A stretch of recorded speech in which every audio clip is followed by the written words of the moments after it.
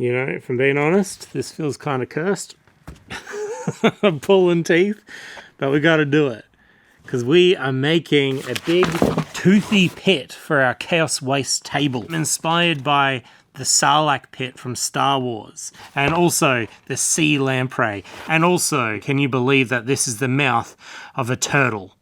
A leatherback turtle. Huge chaos vibes. And our mold is at least cured enough that we can start pulling out teeth.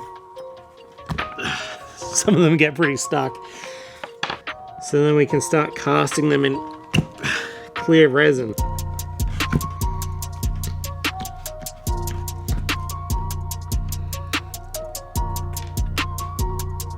We have now freed all these little teeth from their silicon prison. All these tiny little voids, all these tiny little cavities can now be filled with polyurethane or an epoxy and make perfect one-to-one duplicates of what we sculpted. Well, kind of. And also, whenever I do this kind of thing, someone says, Trent, what sort of silicon should I buy? Epoxy should I buy? What sort of polyurethane should I buy? Because I would love to do what you do.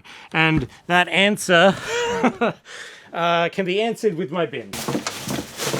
But not in the way you expect, because this is what I use, Mold Max 25 or some variation of this, and this is absolutely not what you should buy. Chances are, it might be, but it probably isn't for you. Because, check this out. When you go to your local molding and casting suppliers, they'll probably hand you a chart like this, and probably one that's pages and pages and pages long. Every single material that you can get has pros and cons that only become obvious to you when you're molding and casting. So my advice is that if you want to do this, you should go to your local molding and casting supplier. They don't have to be local. You just call them up on the phone and say, this is exactly what I'm doing. Can you help me? And they will help you out. Because, for example, the negatives of this is a tin cure silicon. So it takes 24 hours for this to completely cure, but it takes even longer for all the gases to off-gas that will totally disrupt whatever resin or polyurethane or whatever you put in it. All those little alcohol vapors will inhibit the curing process and just leave you with a sticky mess. That is something that you either learn by experience, like I have too many times. Oh.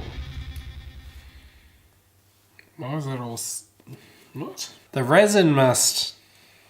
I must not have shaken the resin well enough. Or that's something that someone more knowledgeable will tell you when they're selling you something. As a miniature person, I love using 3D printed masters to make my eventual resin miniatures or metal miniatures. And if you use a platinum cure silicon, then chances are it probably won't be compatible, and that silicon won't cure and it will leave you with a sticky, very, very difficult to clean mess. And if you get in that situation, use vinegar. But that's also something you might not know unless you talk to a molding and casting supplier. That was a very long-winded way for me to tell you that we can't actually use this yet. We need to put this under the heater for a while. I got something in the post, and it's from Tim, who who sent me a letter yesterday that said, hey Trent, this is a bit awkward. I sent you a package but forgot to add the letter. Hi Trent, long-time viewer. Just wanted to say I love your videos. I've had these lying around for years now. I know you'll appreciate them more than me. Can't wait to see what you make. Tim.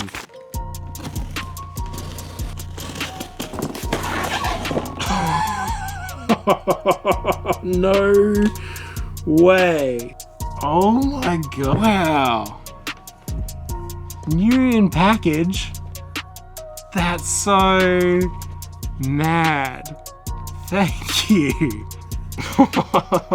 Mate, that is sick. These are old snake bites. Oh, and one in blister. Ah. All right. This is a very weird sensation to be unboxing something so old, but wow. Shiny. Beautiful art. Hell yeah. I love some simple instructions. The fact that the box is packaged with a little blister pack is like kind of sick in its own way too. I didn't realize that this jerry can, well, I had one of these in my bits box. That's the same one that I used on the back of my Gene Stealer Colts tank limo. Some sick decals. I'm gonna run these through the scanner.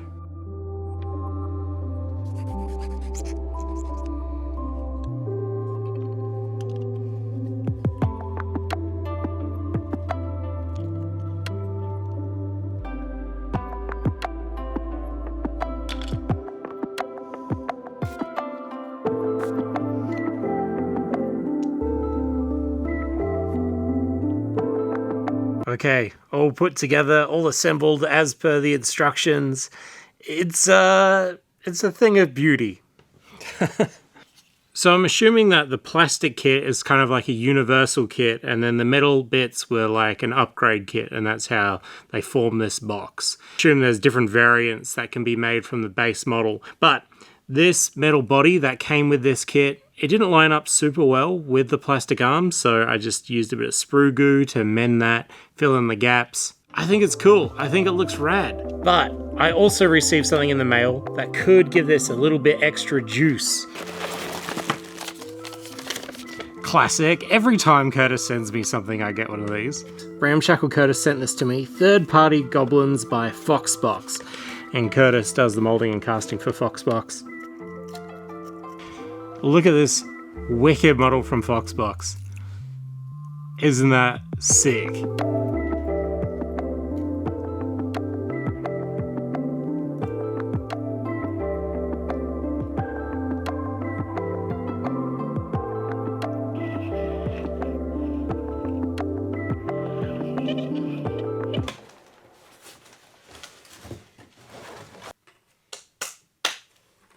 I'm going to be filling this mold with some just kind of generic craft shop epoxy.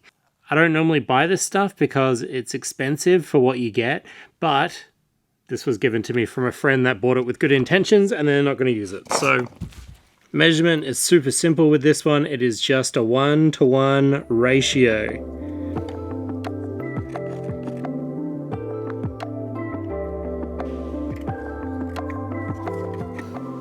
Because this epoxy is clear, I'm also going to add some mica powder.